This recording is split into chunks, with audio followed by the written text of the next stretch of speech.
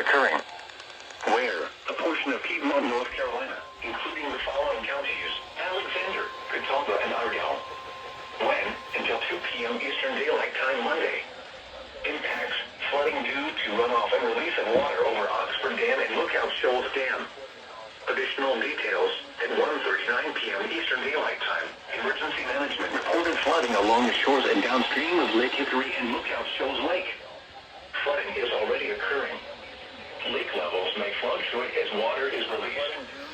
Please stay away